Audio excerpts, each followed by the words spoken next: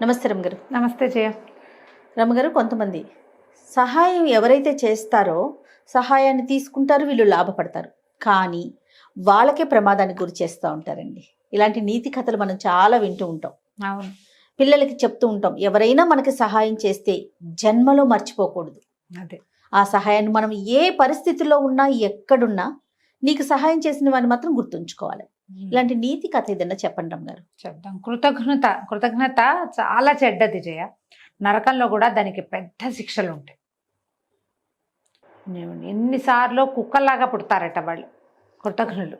ఆహాహా. ఆ, అంటే మనకు సహాయం చేసిన వాళ్ళకి కనుక మనం ఏదన్నా ఇబ్బంది కలిగితే నీకు సహాయం చేసిన వాడి పేరు చెప్పకపోయినా పర్వాలేదు, వాళ్ళు సహాయం చేశారు అని కొంతమంది చెప్పుకుంటారు, కొంతమంది చెప్పకపోయినా పర్వాలేదు. కానీ నీకు సహాయం చేసిన వాడి పట్ల ద్రోహం తలపెట్టావా నువ్వు, అంతే. ఇక అంతే కదా. చెప్పరాని నరకాలు వస్తాయి వాళ్ళకి. కొన్ని వందల జన్మలు కుక్కలుగాను, నక్కలుగాను, పిల్లులుగాను, పందికొక్కులుగాను అలా పుడతారు. మంచిది కాదు అది. నేను చెప్తాగా, నీకు హెల్ప్ చేశారు, వదిలేపోని, నీకు కుదరకపోతే చెడు మాత్రం చేయకూడదు. వాళ్ళ గురించి నువ్వు చెడుగా మాట్లాడకూడదు, చెడు చెప్పకూడదు, చెడు చేయకూడదు, వాళ్ళకి ఏవి ద్రోహం తలపెట్టకూడదు. మహాభారతంలో కొన్ని కథలు చెప్పుకున్నాం మనం. నాడీ జంఘుడి కథ ఒకటి దీనికి ఉదాహరణగా చెప్తారు. పూర్వమట ఒక గ్రామంలో ఒక బ్రాహ్మణ యువకుడు ఉండేవాడు. అమ్మ నాన్న వాళ్ళు ఏదో వైదిక విద్యలో ఉన్నారు, కానీ ఇతను అట్లా ఏం నేర్చుకోలే.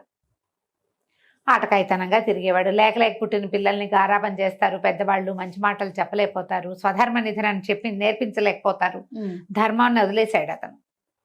వాళ్ళతో కలిసి తిరిగేవాడు. మెల్లిగా అతనికి మాంసాహారము అన్నీ అలవాటైనవి. ఏదేదో తిరిగేవాడు, వ్యాపారాల మీద వాటి మీద. వాళ్ళు ఎవరో వ్యాపారాలు చేస్తుంటే ఎక్కడెక్కడికో వెళ్ళేవాడు.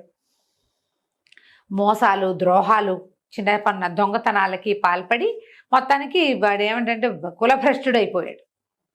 వాడు వాళ్ళతో ఏ సంబంధము లేదు, వాడు ఏ ఊళ్ళో తిరుగుతూ ఎక్కడికో వెళ్ళిపోయాడు. అయితే ఏమైంది, ఒక వ్యాపార నిమిత్తం కొంతమంది స్నేహితులు వెళ్తుంటే వాళ్లతో పాటు అతను ఒక పడవ ప్రయాణం చేసి వెళ్ళాడు. ఆ పడవ పగిలిపోయింది. అందరూ ఎవరి దారిని వాళ్ళు కొట్టుకుపోయారు నీళ్ళకి. ఇతను ఒక ప్రాంతానికి చేరాడు. అప్పటికి 3-4 రోజులుగా ఈ నదిలో, సముద్రంలో కొట్టుకుపోయి ఆహారం లేదు, చాలా దుర్భరమైన పరిస్థితిలో ఉన్నాడు.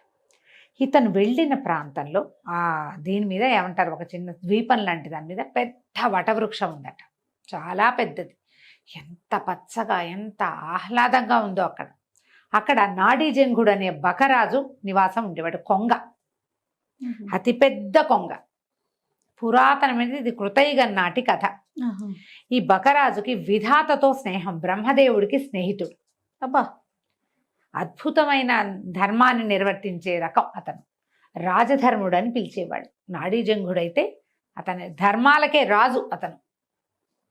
ఆ వైపుకి వెళ్ళిన వాళ్ళకి సహాయం చేయకుండా ఎవరిని ఎప్పుడు పంపించేవాడు కాదట. అయితే ఈ సుమంతుడు అనే యువకుడు, కులభ్రష్టుడైన వాడు, ఆయనకు కనిపించాడు ఆ నాడీజంఘుడికి.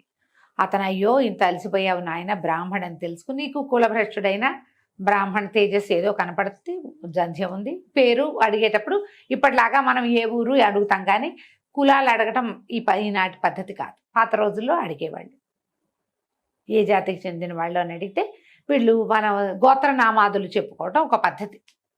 గోత్రనామం వినంగానే బ్రాహ్మణ యువకుడని తెలుస్తుంది కదా. ఆయన తీసుకొచ్చి తన పెద్ద రెక్కలతోటి బాగా విసిరి అతని శ్రమ అంతా పోగొట్టి చక్కటి పళ్ళు గిళ్ళు ఆహారంగా ఇచ్చి సంతోషంగా తన దగ్గర అట్టు పెట్టుకుని రాత్రి ఉంచుకున్నాడు. మర్నాడు పొద్దున ఏమన్నాడంటే, నాయనా, నేను నీకు ఆహారాన్ని ఇవ్వగలిగా, అలసట తీర్చగలిగాను. బాగా ముందుకు నడిచి వెళ్తే మధువ్రజం అనే ఒక పట్టణం ఉంది. దాని రాజు అయిన విరూపాక్షుడు రాక్షసుడు, కానీ నాకు అత్యంత ప్రీతిపాత్రమైన స్నేహితుడు. అతనికి బ్రాహ్మణ భక్తి ఎక్కువ, బ్రహ్మదేవుని పూజిస్తాడు. నువ్వు అక్కడికి వెళ్తే నీకు కావలసిన ధన సహాయం చేస్తాడు. అది తీసుకుని ఇంటికి వెళ్ళి నీ జీవితాన్ని నువ్వు గడుపుకుందువు కానీ, ఓకే అని చెప్పేసరికల్లా ఈ సుమంతుడు సరేనని ఆ మధువ్రజానికి వెళ్ళాడు. వెళ్తే రాక్షసులు నాడీజంఘుడి దగ్గర నుంచి వచ్చాడని ఈ సైనికులు వాళ్ళు తీసుకుపోయి రాజుగారి దగ్గర ప్రవేశపెట్టారు. అతను మహాధర్మపరుడు, ఆ విరూపాక్షుడు దానపరుడు. వ్యక్తిని చూడంగానే గుర్తుపట్టే రకం వాడు. నాడీజంగుడు మనుషుల్ని మాత్రమే గుర్తిస్తాడు. వాడి కులభ్రష్టత్వము, వాడి దుర్మార్గత్వము నాడీజంగుడికి అక్కర్లా. అంత అద్భుతమైన వాడు. ఇతను అట్లాంటి వాడు కాదు. ఈయనకి దానపరుడు, ధర్మపరుడే, కానీ వ్యక్తుల్లో ఉన్న ఆ దుర్బుద్ధుల్ని వాటిని ఇతను కనిపెట్టగలడు. ఈయనకి నచ్చల అతను. వీడు కులభ్రష్టుడని, పద్ధతి లేనివాడని, సరిగ్గా లేడని ఆయనకు అర్థమైంది. అర్థమైనా కూడా నాడీజంగుడు పంపించాడు. రాజధర్ముడు ఊరికే పంపడు కాబట్టి ఏదైనా ఇవ్వాలని భావించి ఏం చేశాడు, కొంత ధనము అవి ఇప్పించాడు. ఆ పూట ఏదో చిన్న ఆతిథ్యం అన్యమనస్కంగానే, ఆసక్తితోటి, బ్రాహ్మణ సేవా నిరతితోటి చెయ్యల. ఆయన పంపాడు, ఇతను ఒకడు వచ్చాడు ఇవ్వాలి అన్నట్టుగా ఏదో మోయగలిగినంత, అంటే అలా అనకూడదు, మోయలేనంత ధనరాశులు ఇచ్చి సాగనంపితే ఈ మధువ్రజం నుంచి మళ్ళీ ఇతను స్వగ్రామానికి వెళ్ళాలంటే నాడీజంగుడు ఉన్న ఆ మర్రి చెట్టు దగ్గరికే రావాలి. అక్కడికి వచ్చాడు. వస్తే అక్కడ వాళ్ళు ఏదో ఆహారం అది శుభ్రంగా తిన్నాడు. వచ్చాడు అక్కడికి. వచ్చిన తర్వాత ఈయన కూడా నాడీజంగుడు కూడా అతన్ని ఆదరించాడు. ఈ రాత్రికి నిద్ర చేసి రేపు వెళ్ళొచ్చు అని. ఇతను ఏమనుకున్నాడు, ఇక్కడి నుంచి నేను ప్రయాణం ఏ విధంగా చేసినా నా 5-6 రోజులు పడుతుంది. ఆహారం దొరుకుతుందో దొరకదో. ఈ కొంగ మంచి బలంగా ఉంది, కండబట్టి ఉంది కదా, కొంగను చంపేసి మాంసం పట్టుకెళ్దాం అనుకున్నాడు. చూసారా, తనకి ముందు 2 రోజుల ముందు చచ్చేందుకు సిద్ధంగా ఉన్న తనకి ఆహారం పెట్టి, రెక్కలతో వీవన విసిరి, పళ్ళు పెట్టి, పడుకోబెట్టి, మనిషిని చేసి నిన్ను బతికించి నీకు ధనం సంపాదించుకునే మార్గం చెప్పిన వాడిని నువ్వేం చేయాలి? కొంగని కొంగగానే చూశాడు. ఏం చేశాడు, చంపేశాడు. రెక్కలు అవి అన్నీ తీసేసి మాంసాన్ని పోసిన పెద్ద కొంగ మాంసాన్ని ఒక మూటలాగా కట్టుకుని దాన్ని భుజాన్ని వేసుకుని ఈ ధనపు రాసుల్ని కూడా మోసుకుంటూ వెళ్ళిపోయాడు. ఇక్కడ వీళ్ళకి ఏం అలవాటు, నాడీజంగుడి దగ్గర నుంచి ఎవరైనా గెస్ట్ వస్తే వచ్చినట్టు మధువ్రజానికి, లేకపోతే 2 రోజులైతే నాడీజంగుడే వస్తాడు. ఓహో, కబుర్లు చెప్పుకుంటారు. సాయంకాలాలు కాసేపు వచ్చేవాడు. వీడు బయలుదేరి వెళ్ళిపోయాడు. ఈయన నాడీజంగుడిని చూసి 2 రోజులైంది. ఏమిరు మనిషి రాలేదు, ఎవరు రాలా ఆ పక్క నుంచి, కనీసం కొంగ పిచ్చిక అయినా వస్తాయి, నాడీజంగుడు రాలేదు అని ఆయనకి ఏదో అపశకునంగా అనిపించడం మొదలుపెట్టింది విరూపాక్షుడికి. కొంతమంది చారుల్ని పంపించాడు. భటుల్ని, నాడీజంగుడి కుశలం కనుక్కురండి, ఇక్కడి నుంచి అక్కడి నుంచి రోజు కబుర్లు వస్తూనే ఉంటాయి. ఏమీ రాబోయేసరికి ఆయనకు అనుమానం వచ్చింది. భటులు వచ్చేసరికల్లా వటవృక్షం బోసిపోయింది, రెక్కలు అవి తెగి కనపడుతున్నాయి, అక్కడ ఇక్కడ ఈకలు కనపడుతున్నాయి, నెత్తురుంది. వాళ్ళు పరిగెత్తుకుంటూ వెళ్ళి చెప్పేసరికల్లా ఈయనకి ఏమనుమానం వచ్చింది, దుర్మార్గుడైన కపట బ్రాహ్మడు ఒకడు వచ్చాడు, కులభ్రష్టుడు, వాడే ఈ పని ఏదో చేసుంటాడని ఆయన ఆ మేఘాల మీద పరిగెత్తుకొచ్చాడు. వస్తే ఏముంది, రెక్కలు, కాళ్ళు, ముక్కు కనపడ్డాయి. పరమ దుఃఖంతో అయ్యో దుర్మార్గుడికి ఇంట్లో అవకాశం ఇచ్చి ఇట్లా చేసుకున్నాడే అని వాటిని దహనం చేశారు, ఆ కనపడ్డ వాటిని. ఈ బ్రాహ్మడు ఏ దారిని వెళ్ళాడో వాడిని పట్టుకురండి అన్నారు. ఇంతలో బ్రహ్మదేవుడికి ఈ కబురు వెళ్ళింది.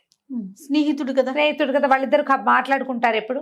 వాడిని పట్టుకొచ్చేసారు సుమంత్రుడు, సైనికులు వెళ్ళి పట్టుకొస్తే ఈయన ఏమన్నాడంటే, వీడిని చంపి ఆహారంగా తినండి అని భటులకు చెప్పాడట విరూపాక్షుడు రాక్షసులకి. వాళ్ళు రాక్షసులు నరమాంసం తింటారు కదా, చీచీ వీడు కృతఘ్నుడు, వీడి మాంసాన్ని మేము తినమన్నారు వాళ్ళు. కృతఘ్నుడైన వాడి మాంసాన్ని నరమాంస భక్షకులు కూడా తినరు ఆ కాలం. అది ముక్కలు కోసం ముక్కలుగా తరిగి కుక్కలకు ఆహారంగా వేయమంటే కృతఘ్నుడి మాంసాన్ని కుక్క కూడా ముట్టదు, కుక్కలు కూడా తినలేదట. ముక్క చెక్క తరిగేశారు, తరిగి మాంసాన్ని విసిరేస్తే కుక్కలు కూడా ముట్టుకోలేదు. వీడు కృతఘ్నుడు, వీడి మాంసం బాగుండదు, చెడు వాసన వస్తుంది, వాడు కృతజ్ఞత అందులోంచి బయటకు వస్తుంది. కుక్కలు విశ్వాసం గల జంతువులు కాదు మరి, అవి తినవట.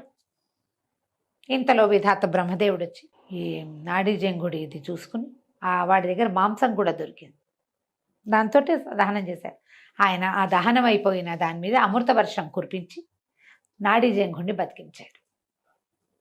బతికిచ్చేసరికల్లా విరూపాక్షుడు కావలించుకున్నాడు, నేను నిన్నెంతో మిస్ అయ్యాను, నువ్వు కృతజ్ఞుడు, వాడి సంగతి నీకు తెలియక నువ్వు వాడికి ఆశ్రయం ఇచ్చావు, వాడే నిన్ను ఇట్లా చంపేశాడు, ఇంత అన్యాయం జరిగింది, భగవంతుడు ఉన్నాడు కాబట్టి నువ్వు బతుకున్నావు, లేకపోతే నువ్వు ఎట్లా వస్తావు మాకు, నీలాంటి వాడిని మేము కోల్పోతాం కదా అని కావలించుకుని చాలా దుఃఖపడ్డాడు. ఆ బ్రాహ్మడు ఏమయ్యాడు అని నాడీ జంకుడు అడిగితే వాడిని ముత్తరించి కుక్కలకు ఆహారంగా వేసాం. కుక్క కూడా ముట్టలేదు వాడి శరీరాన్ని, వాడి మాంసాన్ని అని విరూపాక్షుడు చెప్తే, అయ్యో అయ్యో బ్రాహ్మణ వధ చేసావా నువ్వు, మారడానికి వాడికి ఇంకొక అవకాశం ఇవ్వండి, వదలకూడదు, నువ్వు చేసిన పుణ్యమంతా పోతుంది ఒక బ్రాహ్మణ్ణి వధిస్తే. వాడు కులభ్రష్టుడైతే వాడి భ్రష్టత్వం వాడితోటే ఉంటుంది, వాడిని చంపిన పాపం మనకొస్తుంది కదా, అతన్ని బతికిచ్చి అతనికి ఒక అవకాశం ఇవ్వమని అడిగాడట. ఆయన చూడు ఎట్లాంటి వాడు, ఇంత చేసినా కూడా. అప్పుడు మళ్ళీ బ్రహ్మదేవుడి వరప్రసాదంతో సుమంత్రుడిని మళ్ళీ బతికించారు. బతికిచ్చి ఈ అపార ధనరాశి ఇచ్చేసి అతన్ని పంపించేసి, కృతజ్ఞుడు అయితే అంటే ఎవరికైతే కృతజ్ఞత ఉండదో వాడికి ఎలాంటి గతి వస్తుంది అంతే. ఇప్పుడు దీనికి ఈ జీవుడికి ఆయన చెప్పట, ఇంత పని చేసినందుకు వాడి కర్మశేషాన్ని వాడు అనుభవిస్తాడు. రేపు మరణించి వెళ్ళాక వాడంతటి వాడిని మరణించని, చంపిన పాపం నీకెందుకు, ఈ కర్మబంధాన్ని అతను మోసుకోవాల్సిందే. అతను చేసిన చాలా రకాల దుష్కర్మలు, కులభ్రష్టత్వము, స్వధర్మ నిధనం చేయకపోవటము తో పాటు వాటన్నిటితో పాటుగా నాడీ జంగుణ్ణి సంహరించింది, ఆ పాపాన్ని కూడా వాడు మోసుకుంటాడు. కానీ వాడిని చంపిన పాపాన్ని నువ్వు మోయొద్దు అని చెప్పి అతన్ని బతికించి కాలక్రమం ఏ రకంగా అయితే అది అయిపోతుంది అని చెప్పి డబ్బిచ్చి పంపించేశారు. ఇలాంటి కథలు మహాభారతంలో ఎన్ని ఉంటాయో జయ.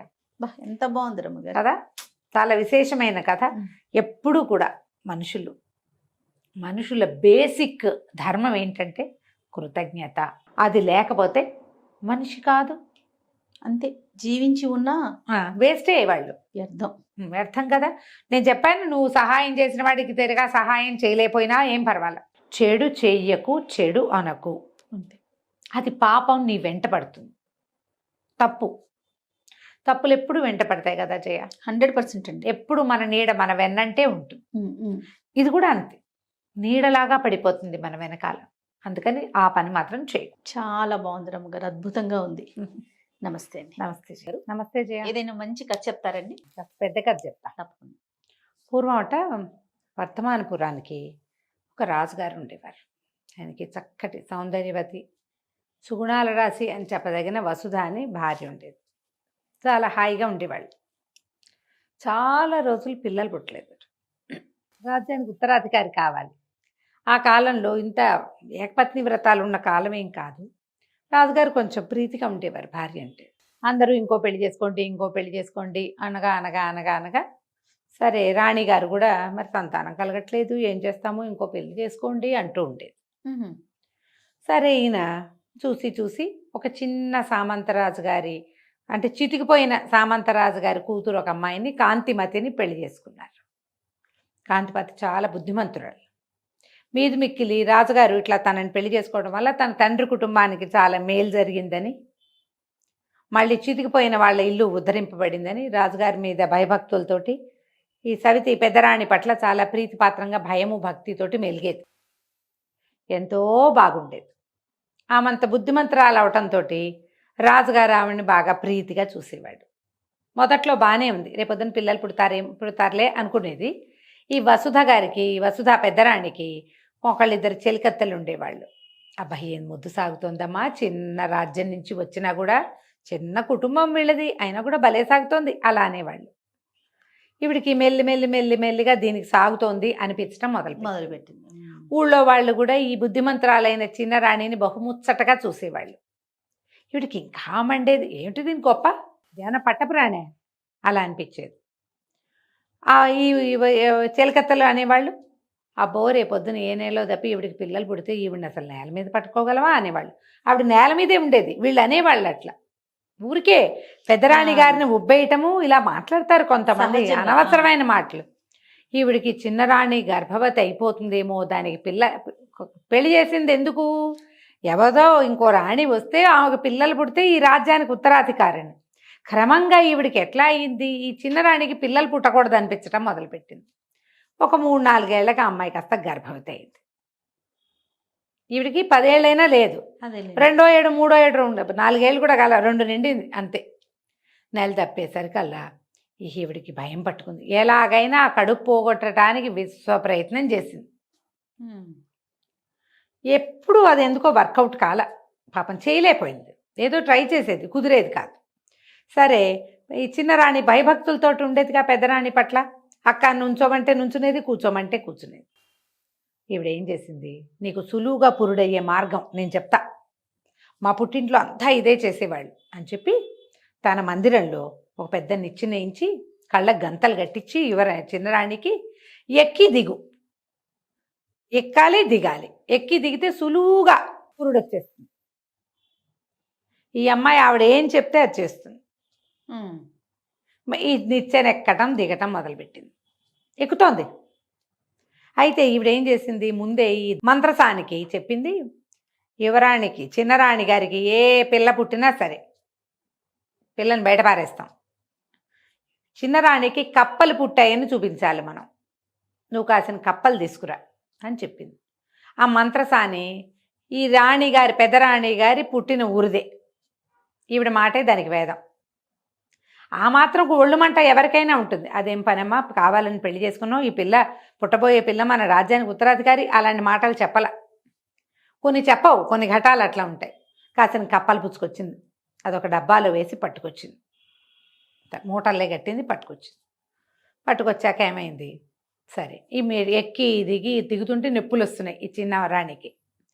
ఎక్కగా దిగగా 3 ట్రిప్పులు ఎక్కి దిగాక 4వసారి ఎక్కబోతుంటే పెద్ద నొప్పి వచ్చి బిడ్డ జారి కిందకి వచ్చేసింది. 2 పిల్లలు పుట్టారు.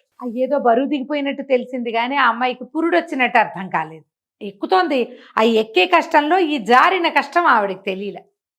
ఈ మంత్రసాని టక్కిన పిల్లలిద్దరినీ పట్టుకుంది, అయిపోయిందని ఏ బొడ్డు కోసేసింది. 2 ఆడపిల్ల ఒకటి, మగపిల్లాడు ఒకటి. మరుక్షణం చెలికత్తెలు దింపేశారు చిన్నరాణిని. దింపేయంగానే ఈవిడేం చేసింది, ఆ మంచం మీద పడుకోబెట్టి ఆ మంచం మీద ఇన్ని కప్పల్ని ఆ సంచిలో మూట కట్టుకొచ్చింది కదా, డబ్బాల పోసి మూట కట్టి పోసేసింది. తర్వాత వీళ్ళకి ఒక ముసలి దాది ఒకటి ఉంది ఈ అంతఃపురంలో, దాని పేరు వెంకప్ప.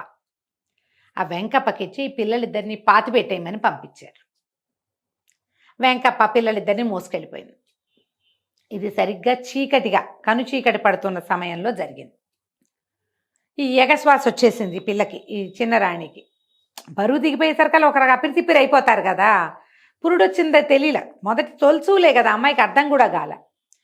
ఆ అమ్మాయి కొంచెం తిప్పుకునేసరికల్లా కప్పలు పుట్టాయని కేకలు పెట్టారు. రాజుగారు నిర్ఘాంతపోయాడు. అందరూ బయటకు వచ్చేసారు, ఠారుమనిపోయాడు. తీరా వచ్చి చూసేసరికల్లా ఏముంది, రాణి గారు పక్క పడుకునుంది, పక్కన కప్పలున్నాయి, ఈ కప్పలు పుట్టాయి అన్నారు. రాజుగారికి ఏం చేయాలో తెలియలేదు. ఈ లోపల ఏమైంది, ఆ వెంకప్ప ఆ 2 పిల్లల్ని చెరువు గట్టుకు తీసుకుపోయింది. గొయ్యి అయితే తవ్వింది కానీ దానికి జీవించి ఉన్న పిల్లల్ని పాతటానికి ప్రాణం ఒప్పల. చెరుకో గోతులోనూ పడుకోబెట్టింది, కప్పకుండా వెళ్ళిపోయింది. సరిగ్గా ఎవ్వరూ లేరు చీకట్లో అనుకుంది. కానీ ఒక ఆవిడ, ఈ కుండలు చేసే ఆవిడ, అవతల వైపు చెరువుకి అవతల పక్కన మట్టి తవ్వుకోవటానికి వచ్చింది. ఎవరు సాయం దొరక చీకటి మాటున మూటెత్తుకుని వస్తుంది. వెంకప్ప రావటం, ఇట్లా 2 సందిటి పట్టు, ఒక పిల్లలంటే ఇట్లా పట్టుకుంటారు, 2 పిల్లల్ని ఇట్లా పట్టుకోవాలిగా, ఇట్లా పట్టుకొచ్చి దాన్ని దింపటం, తవ్వటం, వెళ్ళిపోవటం చూసేసింది.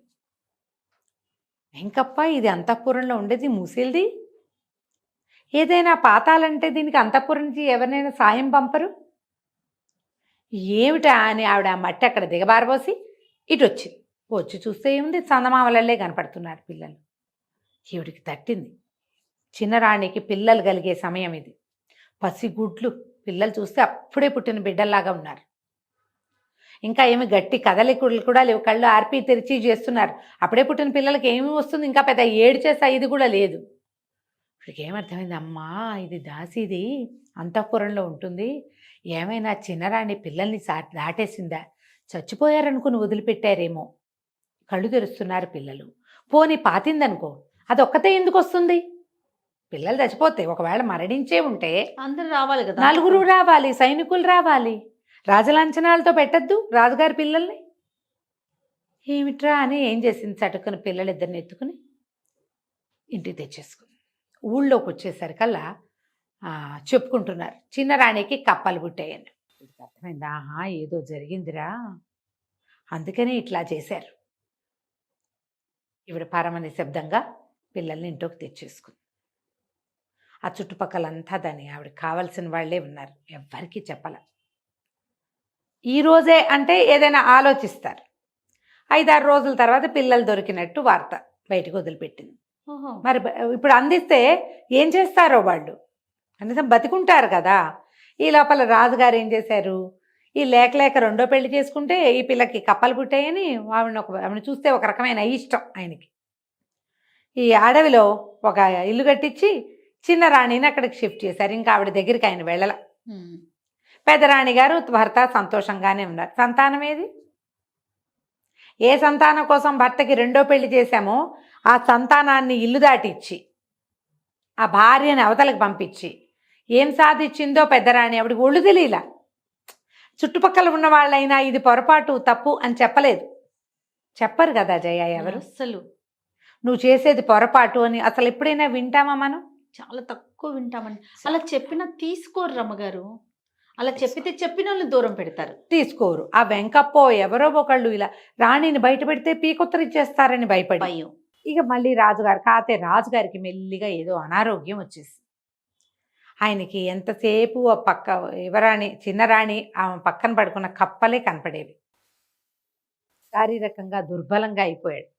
మనసులో కూడా ఏంటో నిద్ర పట్టదు, యాంగ్జైటీ, ఏదో తప్పు చేసిన భావన. ఇక కుమ్మరి ఆవిడ దగ్గర పెరుగుతున్న పిల్లలు లక్షణంగా పెరిగారు. అందరూ అనేవాళ్ళు, భలే పిల్లలు దొరికారు, ఎంత చురుకో ఎంత తెలివో అని. 7-6 సంవత్సరాలు వచ్చేసినాయి పిల్లలకి. ఈ 5-6 ఏళ్ళు వచ్చేసరికి పుష్కలంగా మాటలు, తెలివైన మాటలు పిల్లలు, ఎంతో చురుకు పిల్లలు. అందరూ అనేవాళ్ళు, భలే పిల్లలు దొరికారు, భలే పిల్లలు దొరికారు.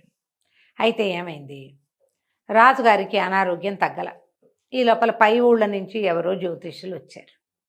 వాళ్ళన్నీ లెక్కలు కట్టి, మరి ఇక మీకు కప్పలు కనిపిస్తున్నాయంటే బంగారు కప్పల్ని దానం చేయండి ఒకటి, తర్వాత ఊరందరికీ సంతర్పణ చేయండి అని చెప్పారు. చెప్పేసరికల్లా సరే ఈయన బోళ్ళని పూజలు అవి చేయించి మరి కప్పలు చేయించారు బంగారంతో. బ్రాహ్మలకి దానం ఇప్పించారు. ఆ రోజున ఊళ్ళో సంతర్పణ. అయితే ఊరంతా సందడిగా ఉంది. ఈ కుమారావిడ దగ్గర ఉన్న పిల్లలు మామ ఏంటే ఊరంతా సందడి, ఎందుకే ఇంత గోల్ చేస్తున్నారు, ఏంటే ఊరంతా తాషా మార్పాలు మోగుతున్నాయి ఎందుకే అని మా అమ్మని అడుగుతున్నారు. ఆవిడ కొంచెం పెద్దది కదా. అడిగితే ఏమంది, రాజుగారు భోజనాలు పెడుతున్నారు అంటే మనము వెళ్దామా భోజనానికి, ఏం పెడతారని అడిగారు పిల్లలు. ఆవిడ ఏం చెప్పింది, రాజుగారు ఆ స్వీట్లు పెడతారు, ఈ స్వీట్లు పెడతారు అన్నీ పెట్టి రాజుగారికి కప్పలు పుట్టేరా, కప్పలు పుడతాయా ఎవరికైనా మనుషులకి, కప్పలకే కప్పలు పుడతాయి కానీ అన్నారు పిల్లలు. అప్పుడు ఈవిడ ఏం చేసింది, ఒరే ఒక ఆట ఆడదాం అని చెప్పి సంతర్పణ భోజనాల్లో ఏం చెయ్యాలో పిల్లలకి వైనంగా నేర్పించింది, ప్రాక్టీస్ చేయించింది. ఆ సంతర్పణ సమయానికి ఈవిడ చుట్టాల్లో ఎవరికో అనారోగ్యం వచ్చి ఈవిడ అక్కడికి వెళ్ళాల్సి వచ్చింది. పిల్లలిద్దరికీ, ఒరే నాయన నేను అక్కడికి వెళ్తున్నాను, సంతర్పణ భోజనానికి మాత్రం వెళ్ళండి, నేను చెప్పినట్టు చెయ్యండి అనేసరికి సరేనన్నారు. పిల్లలు కూడా సంతర్పణకి వెళ్ళారు. భోజనాలు అందరికీ పెడుతున్నారు లైన్గా. ఈ పిల్లలిద్దరి దగ్గర, ఆడపిల్ల దగ్గర ఒక ఆడబొమ్మ, మగపిల్లడి దగ్గర ఒక మగ బొమ్మ ఉన్నాయి. వీళ్ళిద్దరూ చెరుకో విస్తర్లో కూర్చుని బొమ్మలు రెండింటినీ చెరుకో విస్తర్ దగ్గర కూర్చోబెట్టారు. మా బొమ్మకి విస్తరేయండి అంటే చిన్న పిల్లలుగా నవ్వుతూ వేశారు. పిల్లలిద్దరూ అటు ఇటు కూర్చుని మధ్యలో 2 బొమ్మలకి 2 విస్తళ్ళు వేయించారు. విస్తర్ అంటే ఇంత ప్లేస్ అవుతుందా, పిల్లల్ని జరగమంటే అదేంటి మా బొమ్మలు తినద్దా అంటారు. వీళ్ళతో ఎవరు వచ్చారంటే పెద్దవాళ్ళు ఎవరూ లేరు. అక్కడి నుంచి వడ్డన మొదలుపెట్టారు. బొమ్మల దగ్గర ఖాళీ విస్తళ్ళు ఉంటే పిల్లలు ఒప్పుకోలే, మా బొమ్మలకు కూడా విస్తట్లో వడ్డించాల్సిందే. అయితే ఇంతలో ఏమైంది, భోజనాలు జరుగుతున్నాయి, సంతర్పణ అవుతోంది. రాజుగారు సంతర్పణని పర్యవేక్షణ చేస్తున్నాడు. అటు ఇటు తిరుగుతూ ఇటువైపు వచ్చాడు. ఈ లోపల అక్కడికి వచ్చిన వాళ్ళు ఎవరు, బొమ్మలు ఏం తింటాయా అదా ఇదా అని కేకలేస్తున్నారు. ఎందుకు తినవు, తింటాయి మా బొమ్మలు, లడ్డు పెట్టండి, మా బొమ్మలు పులిహార పెట్టండి, చేగోడీలు పెట్టండి, చక్కెలాలు పెట్టండి అని పిల్లలు గోవాలి. ఈ పిల్లల గొంతులు కొంచెం కీచుమంటాయి కదా చిన్న పిల్లలవి, ఇద్దరు గొంతులు పెంచుకుని అరుస్తున్నారు. ఈ మాట్లాడే వాళ్ళ మాటలు సందట్లో ఏమిటి అని రాజుగారు ఆరాధీయటానికి వచ్చాడు. వచ్చేసరికల్లా ఆయన నవ్వుతూ పిల్లల్ని చూసరికి ఆయనకు ముద్దొచ్చింది. చక్కగా ఉన్నారు చిలకలల్లే. ఆయన బొమ్మలు అన్నాలు తింటాయా అంటే ఎందుకు తినవండి, చక్కగా తింటాయి. మా బొమ్మలు ఎప్పుడూ అన్నం తింటూనే ఉన్నాయి. పెట్టించండి అంటే, బొమ్మలు అన్నం తినవు నాయన, ఎందుకు తినవండి, మనుషులకు కప్పలు పుట్టట్లా, మనుషులకు కప్పలు ఎట్లా పుడతారో బొమ్మల అన్నాలు అట్లాగే తింటాయి ఆనంగానే రాజుగారికి మెరుపు కొట్టినట్టు అయిపోయింది. నిజం, మనుషుల కప్పలు ఎట్లా పుడతాయి? అంటే పసిపిల్లలు చెప్పే వరకు కూడా ఆయనకు ఆలోచన రాలా. ఇక నిర్ఘాంతపోయాడు. నిజమే ఆ మాట. నాయనా ఎవరు మీరు ఏమిటి అని అడిగితే, మేము కుమ్మరావిడ పిల్లలం అన్నారు. ఉసూరు అనిపించింది. 5-6 ఏళ్ల క్రితం రాణిని కప్పలు పుట్టాయినే కదా తీసుకెళ్ళి అక్కడెక్కడో పెట్టాం. ఈయన ఈ భోజనాల హడావిడి వదిలిపెట్టి పరిగెత్తుకుంటూ రాణిని తెచ్చుకున్నాడు. చిన్న రాణిని. ఆవిడకి ఆ రోజు ఏం జరిగిందో చెప్పే అవకాశం కూడా ఇవ్వలేదు. ఈ పిల్లలు ఎవరి దగ్గర ఉన్నారో ఆవిడని, ఎవరి పిల్లలో ఆవిడని పిలవండి అన్నాడు. కుమ్మరావిడ వచ్చింది. కుమ్మరావిడిని అడిగాడు, మీ పిల్లలు ఇంత తెలివిగా ఉన్నారంటే, ఎందుకుండారు మహాప్రభు, రాచబిడ్డలు, వెంకప్ప పాతి పెడుతుంటే తీసుకున్నాను నేను. మా పితమా కుమ్మరి వాళ్ళ పిల్లలకైతే ఇన్ని తెలివితేటలు మట్టి తొక్కే తెలివితేటలే ఉంటాయి. లోక జ్ఞానం రాచపుటకి సహజంగా ఉంటుంది. మీకు లోపించింది కానీ మీ బిడ్డల్లో లోపించలేదు అది. ఆ రోజు రాత్రి వెంకప్ప ఇక్కడ పాతి పెడుతుంటేనే నేను తీసుకున్నాను. మీరు వెంకప్పని పట్టుకోండి. వెంకప్పని పిలిచారు. ఆవిడ లబోదిబోమని ఏడ్చింది. మంత్రసాని రాణిగారు అప్పచెప్పారు. మంత్రసానిని పట్టుకున్నారు. రాణిగారికి కవల పిల్లలు పుట్టారు, ఒక ఆడపిల్ల, ఒక మగ పిల్లవాడు. నిచ్చెన మీద నుంచి జారుతుంటే పట్టుకున్నాను అని చెప్పి. పురుడు నిచ్చెన మీద ఎందుకు అయ్యింది అని అడిగాడు రాజు. అడిగితే నిచ్చెన ఎక్కిచ్చారు. నిండు గర్భిణిని నిచ్చెనెక్కితేనే పురుడు సులువు అవుతుందని నమ్మించి, నీ మాట నమ్మితే ఆ నిచ్చెన ఎక్కించి ఆమె ఒక బిడ్డనైనా దక్కనివ్వలేదుగా. అంతే ఇహ చిన్న రాణిని అక్కడి నుంచి తెచ్చి పెద్ద రాణిని అక్కడ పంపించారు. ఈ పిల్లలిద్దరిని ఇంట్లో పెట్టుకున్నారు. తన పిల్లల్ని రక్షించినందుకు కుమ్మరావిడ శాశ్వతంగా ఆవిడ మరణం వరకు రాజకుటుంబంతో పాటే ఉంది. ఆలోచించరు మనుషులు. ముందే ఎందుకు మెరుపు కొట్టలేదు ఆయనకి? ఇలా ఎలా జరిగింది, అసలు పురుడు ఎట్లా వచ్చిందో కూడా కనుక్కోవాలి. చిన్న రాణికి ఆసరా లేదు కాబట్టి పెద్ద రాణిదే రాజ్యం. కంచికి మనం ఇంటికి. బాగుంది రమ్మగారు. నమస్తే. నమస్తే జయ. నమస్తే రమ్మగారు. నమస్తే జయ. రమ్మగారు, మీరు పీసీ సర్కారు మెజిషియన్ స్టోరీస్ చెప్తా ఉన్నారు కదా, ఒకటి చెప్పుకుందాం. భలే ఉంటాయి. కథంతా ఉంటుంది. ఒక చిన్న మ్యాజిక్ ట్రిక్ అనమాట. సుందరబనాలు అనే ఒక రాజ్యం ఉండేదట. ఆ రాజుగారికి ఒక కుమారుడు ఉండేవాడు, శీలకుమారుడు అతని పేరు. రాజుగారు మంచి కంట్రోల్లో ఉంచేవాడు అబ్బాయిని.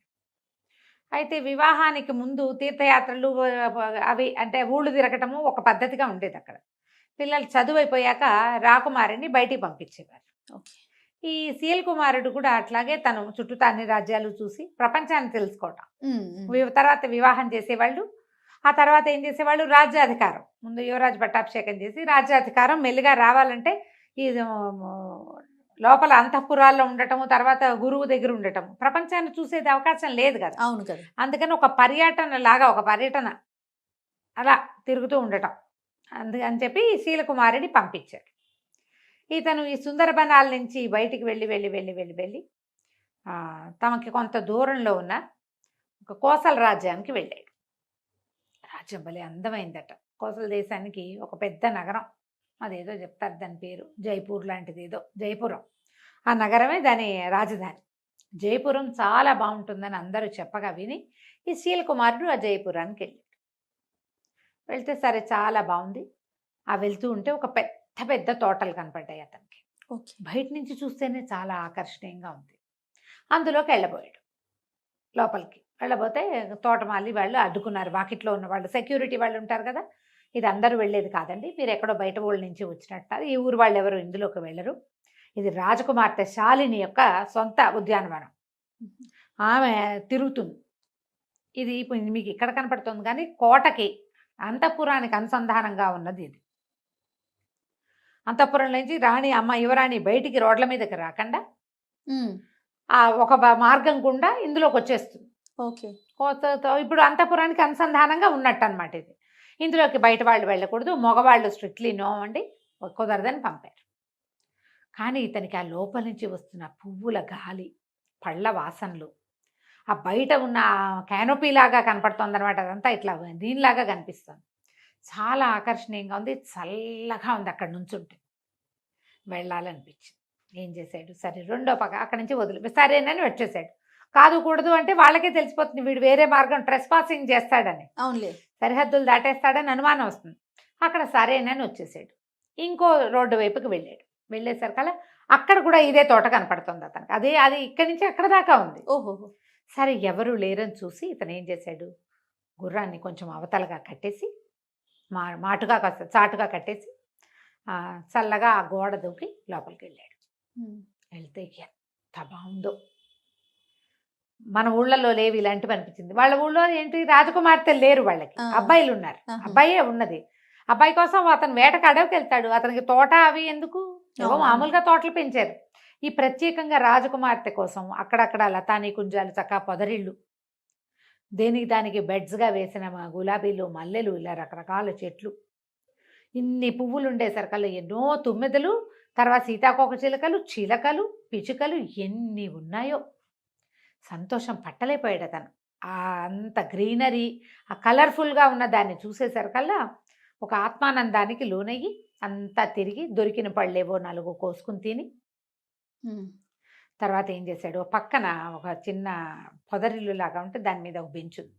దాని పక్కన ఆ బెంచ్ మీద కూర్చుంటే హాయిగా ఉంది. కూర్చుని అతని దగ్గర పిల్లని గ్రోబ్ ఉంది. అతనికి ఫ్లూట్ వాయించే అలవాటు. ఈ బోర్డును దోపుకున్నాడు.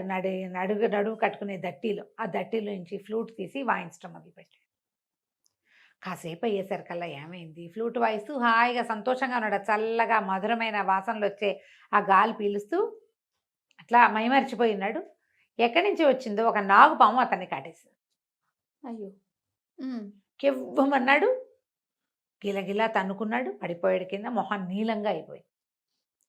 ఎప్పుడైతే ఇతను ఫ్లూట్ మొదలు పెట్టాడో దీనికి తోటకి అంతఃపురం నుంచి యువతలకు వచ్చాక ఇక్కడ కూడా ఒక చిన్న సౌధం లాంటిది ఉంది. రాకుమార్తె ఒక 2 చెలికత్తెలతోటి అక్కడ వచ్చి ఉంది. ఫ్లూట్ వినిపించేసరికల్లా ఆ అమ్మాయి ఎవరా అని, ఎవరు వచ్చారు తోటలోకి, ఫ్లూట్ ఎట్లా వినపడుతుంది, ఎవరు ఏమిటని ఒక దీని దగ్గర, గవాక్షం దగ్గర, ఒక కిటికీ దగ్గరకు వచ్చి నిలబడి చూస్తోంది. దగ్గరలోనే ఉంది దానికి. ఆ అబ్బాయి గమనించుకోవాలి. చూసేసరికల్లా ఎవరో కుర్రాడి వయసుండి అతని కేసే చూస్తుంది. ఉన్నట్టుండి పాము కాటేయటం, అతను కేక పెట్టడం, అమ్మాయి పరిగెత్తుకుంటూ వచ్చి చెలికత్తెల సహాయంతో ఇతను చూసేసరికల్లా కనపడింది. ఈ చెలికత్తెల్లో ఒక చెలికత్తె తల్లి విషవైద్యం తెలిసిన తల్లి. ఆ పిల్లకు కూడా కొంత తెలుసు. ఈ అమ్మాయి ఏమందంటే, ఇది పలానా పామమ్మ, దీనికి వేరు పెట్టి వైద్యం చేస్తే ప్రమాదం తప్పుతుందంటే సాయం పట్టండి అని ముగ్గురు కలిసి అతన్ని లోపల గదుల్లోకి తీసుకొచ్చారు. తీసుకొచ్చి రాకుమార్తె అతను ఇక్కడ ఇందులో ట్రెస్ పాసింగ్ చేసి లోపలికి వచ్చాడంటే అతనికి శిక్ష పడుతుంది. అంతేగా. అతనేమి తన్ని చూడ్డానికి రాలా, ఈ తోట సౌందర్యం కోసం వచ్చాడు. ఆ సంగీతం బాగుంది, రాకుమారుడు చక్కగా ఉన్నాడు. ఎవ్వరికీ చెప్పకుండా 5-6 రోజుల పాటు అతన్ని అక్కడే దాచిపెట్టి వైద్యం చేయించి అతను కోలుకునేదాకా కాపాడింది. ఓకే. కాపాడి పంపించేద్దాం అనుకుంది. కాస్త కోలుకునేసరికల్లా తన ఫ్లూట్ వాయించడము, కబుర్లు, మాటల్లో మెల్లిగా మనసు ఇచ్చిపుచ్చుకున్నారు వీళ్ళు. కోలుకున్న తర్వాత ఇతను, నేను బయలుదేరి చాలా కాలం అయింది, ఇంటికి వెళ్ళిపోతాను అని చెప్పి, నాకు కూడా వివాహ ప్రయత్నాలు చేస్తున్నారు అని తెలుసుకున్నాడు. ఆ అమ్మాయికి నాకు కూడా వివాహ ప్రయత్నం చేస్తున్నారు, ఎట్లాగో ఉత్తరాలు రాస్తారు, మీ దగ్గర నుంచి ఫోటోలు వస్తాయి, నేను నిన్నే సెలెక్ట్ చేసుకుంటా, మన ఇద్దరం పెళ్లి చేసుకుందామని ఆ అమ్మాయికి మాట ఇచ్చి ఇంటికి వచ్చేసాడు. ఇంటికి వచ్చి కొద్ది రోజులు గడిచినాక ఇతను ఈ శాలిని చేసుకుంటా అని చెప్పి గనక చెప్పాడో నాన్న తిరగబడిపోతాడు. వాళ్ళ నాన్న ఈ పిల్లాడిని, కుర్రవాడిని అతనే ఉద్దేశం చెప్పేలాగా కానీ, అతని అభిప్రాయానికి విలువిచ్చేలాగా కానీ, చాయిస్ అతనికే వదిలేయటం కానీ చేయడు ఆయన. చాలా గట్టివాడు తండ్రి. అతను ఆ పద్ధతిలో లేడు ఆయన. ఇప్పుడు ఏం చేయాలని ఆలోచిస్తుంటే రకరకాల పెళ్లి సంబంధాలు వచ్చినాయి. శాలిని ఫోటో కూడా ఉంది అందులో, ఆ చిత్తరువు కూడా ఉంది. అన్నీ చూసిన తర్వాత ఇతను శాలిని ఉంది చెప్దామనుకున్నాడు. తండ్రి, మంత్రి గారు, రాజగురువు ముగ్గురు కలిసి స్క్రూటినీ చేసి వాటిని ఏం చేస్తారు, అన్నీ చూసి ఈ అమ్మాయి తండ్రి ఎంతమంది ఫైనలైజ్ చేస్తారు కదా, ఇవన్నీ చూసేసి చివరికి 3 సంబంధాలు తేల్చారు. ఆ 3 శాలిని లేదు. ఏం చేయాలో తెలియలా, దిగులుగా అయిపోయాడు. వెళ్ళొచ్చిన దగ్గర నుంచి అతని ధోరణి మారిందని, ఇప్పుడు ఈ పెళ్లి సంబంధాలు చూడటం మొదలు పెట్టాక ఇంకా మొహం వేళ్లాడేసి ఉంటున్నాడని కనిపెట్టాడు మంత్రి గారి కుమారుడైన దేవదత్తుడు. ఓకే. ఏమిటో ఇలా డల్గా ఉన్నావు ఏమిటి అని ప్రశ్నించేసరికి ఇంకెవ్వరికి చెప్పలేక ఈ శీల్ కుమారుడు ఏం చేశాడంటే దేవదత్తుడికి చెప్పాడు ఈ సంగతి. నేనేం చేయను, నేనేమో అమ్మాయికి మాటిచ్చి వచ్చాను, తను నచ్చింది నాకు, నా ప్రాణం కాపాడింది, అమ్మాయి చాలా బాగుంది, రాజ్యము వాళ్ళ ఏర్పాట్లు మరీ బాగున్నాయి, మా నాన్నగారేమో తేల్చిన సంబంధాల్లో శాలిని లేదు. అక్కడికి రాజగురువు మంత్రి గారు అబ్బాయిని అడగండి అబ్బాయిని అంటే ఏం పర్వాలేదు నేను సెలెక్ట్ చేస్తే మా అబ్బాయి అది చేసుకుంటాడని మొదలుపెట్టాడు ఆయన. అబ్బాయి నేను చేసుకోనని అనలేడు, అందరి ముందు పరుగు పోతుంది తండ్రిది.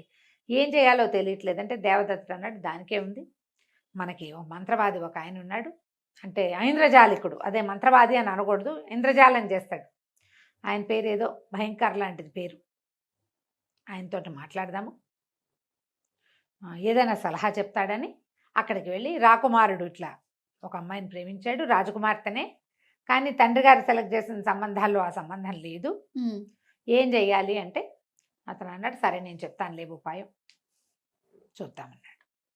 చూద్దామన్న తర్వాత సరే మంత్రి గారు వీళ్ళంతా సంబంధాలు తీస్తున్నారుగా, ఈ 3 సంబంధాలు ఈ అబ్బాయికి చూపించారు.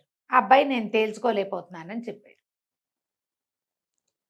తేల్చుకోలేకపోతున్నాను అనేసరికల్లా సరే ఈ 3 తేల్చుకోకపోతే అవన్నీ చూడని మొత్తం పటాలన్నీ పెట్టారు. మాట్లాడపోతే అప్పుడు ఇంద్రజాలికుడు కూడా వచ్చాడు, వాళ్ళు 4 మాట్లాడుకునే చోటు. అట్లా కాదు, ఇప్పుడు రాజకుమారుడికి కంటికి నచ్చడం కాదు మనసుకి నచ్చాలి, అంతేగా. హృదయ ఫలకం మీద ఎవరి పేరుందో ఆ పిల్లని చేస్తే అతను సంతోషంగా ఉంటాడు, మన రాజ్యానికి అద్భుతమైన వారసులు కలుగుతారు, సంతోషం వల్ల రాజ్యం బాగుంటుంది అనేసరికల్లా మంత్రి గారు పక్కపక్కనే హృదయ ఫలకాన్ని ఎవరు చూస్తారండి అన్నాడు. ఎందుకు హృదయ ఫలకాన్ని చూసేందుకు అవకాశం ఉందండి, మన దగ్గర బ్రహ్మాండమైన విద్య ఒకటి ఉంది, మీరు ఓ పని చేయండి, ఈ వచ్చిన రాజకుమార్తెల పేర్లన్నీ లిస్ట్ అవుట్ చేసి ఒక కాగితం మీద రాయండి, రాజకుమారుడు మనసుకి ఏ సంబంధం నచ్చిందో ఆ అమ్మాయి పేరుని ఆయన హృదయ ఫలకం మీద వచ్చేలాగా నేను చేస్తా, బాగుందిగా అని చెప్పాడు మన ఈయన ఐంద్రజాలికుడు. కొంచెం బాగా ఆలోచించారు, ఈయన చెప్తున్నాడు కదా, ఆయన కొంచెం గట్టిగా పేరెన్నిక కన్నవాడు, ఏదైనా తమాషా మ్యాజిక్లు బాగా చేయగలిగేవాడు, ఒక్కోసారి పెద్ద పెద్ద విషయాల్లో కూడా ఆయన సలహా పాటించారు వీళ్ళు. అందుకని ఈ లోపల మంత్రి కుమారుడు దేవదత్తుడు అన్నాడు ఇది చేసి తీరాలి ఇట్లాగే, అప్పుడే కదా ఇతనికి ఎవరు నచ్చారో మనకు తెలుస్తుంది అని అతను బలపరిచేశారు. కల్లా కుమారుడి మాట విన్న మంత్రి గారు కూడా మరి పిల్లలు కోరుకుంటారు, అది రాజకుమారుడి మాట కూడా ఇదే అయి ఉంటుంది అని ఆలోచించి సరే ఒప్పుకున్నాక ఇతను ఐంద్రజాలికుడు అన్నాడు ఈ ట్రిక్ ఇది నేను ఈ మంత్రం అందరి ముందు చేస్తా, మనం సభలో చేసి చూద్దాం కావాలంటే, రాజుగారు తిరిగిపోకుండా అనమాట. ఓకే, ఆ సంబంధం మనం వద్దనుకున్నామని ఆయన అంటాడేమోనని సభలో చేద్దామన్నారు. సరే రేపొద్దున ఆ పరీక్ష హృదయ ఫలకాన్ని సందర్శనం, మర్నాడు పొద్దున రాజకుమారుడు వచ్చి కూర్చున్నాడు. ఓకే, సభలో లిస్ట్ అవుట్ చేశారు, ఒక 15 సంబంధాలు రాశారు, పేర్లు అందరు యువరాణుల పేర్లు రాశారు. రాశాక ఏం చేశాడు ఈయన బోల్డని మంత్రాలు చదివి రాజకుమారుడి చుట్టూతా ఇట్లా చేసి దృష్టి తీసినట్టు దాన్ని అంటించేశాడు. ఓకే, ఆ కాగితాన్ని అంటించేశాడు. కాగితం అంటించి దాన్ని ఒక పళ్ళెంలో వేసాడు. వేస్తే కాగితం అంటుకుపోయి మొత్తం కాలి బూడిదొచ్చింది. అంతేగా మసి కాలిపోతుంది. కాగితం అంటుకుంటే ఎలా వస్తుంది, నల్లటి వస్తుంది కదా. సరే ఇతను ఏం చేశాడు, రాజకుమారా మీ చొక్కా విప్పండి అని చెప్పి అతను షర్ట్ విప్పించారు. చొక్కా విప్పిన తర్వాత ఈ మసి తీసి రాజకుమారుడి గుండెల మీద ఇట్లా ఇట్లా ఇట్లా ఇట్లా రుద్దాడు. రుద్దంగానే ఒక పేరు ప్రత్యక్షమైంది అక్కడ, శాలిని అనుంది.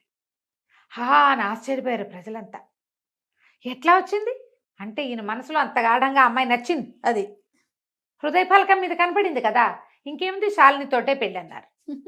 అక్కడి నుంచి కోసల రాజ్యానికి కబురు చేశారు, మీ అమ్మాయిని మా అబ్బాయికి చేసుకుంటామన్నారు. వివాహం అయిపోయింది, వీళ్ళంతా అక్కడికి తరలి వెళ్ళారు. తోటలోనే పెళ్ళి అడిగాడు రాజకుమారుడు, ఆ తోటలో బ్రహ్మాండంగా విందు చేశారు, అన్నీ హాయిగా అయిపోయింది. శాలినికి అక్కడ తోటలో విహరించడం అలవాటు కాబట్టి ఇక్కడ కూడా అలాంటి తోట నిర్మించడానికి అక్కడి నుంచే శిల్పులు తోటమాళ్ళు అందరినీ తీసుకెళ్తానని చెప్పాడు. బాగుంది. ఇంటికి వచ్చారు, సుందరవనానికి తిరిగి వచ్చేసారు. వచ్చిన తర్వాత ఆ రోజు రాత్రి పునఃసమాగమం అని గదిలోకి పంపించారు.